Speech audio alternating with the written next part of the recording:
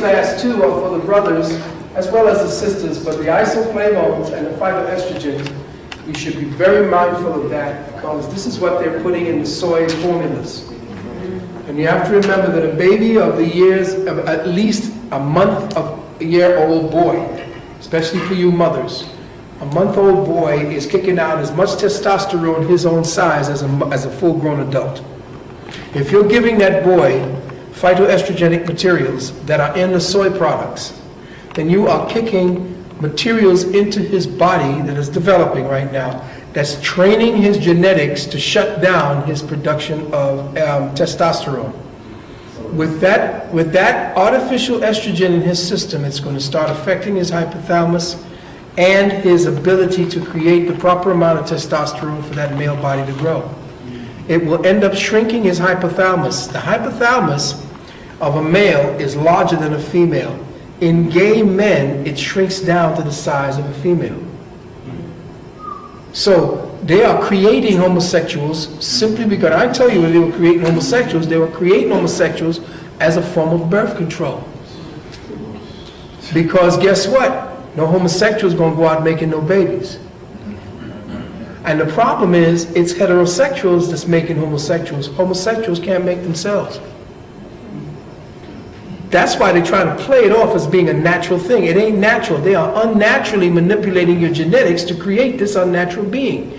And the secret is, and listen carefully, brothers and sisters, whenever an entity, a biological entity, begins to create its own offspring, and that offspring becomes unlike the father and the mother, that's the end of days.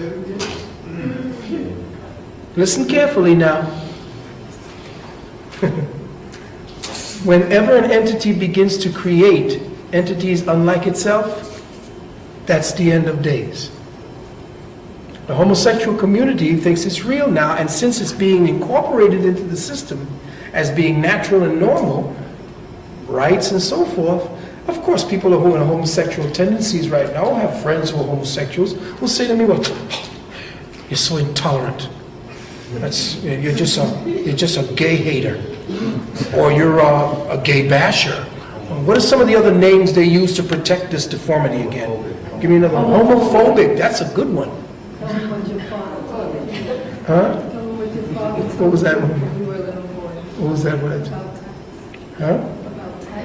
Oh yeah. Well, my father, when we were looking at TV together back then, when it was about this big and square and made of steel, and y'all kids wouldn't know nothing about that.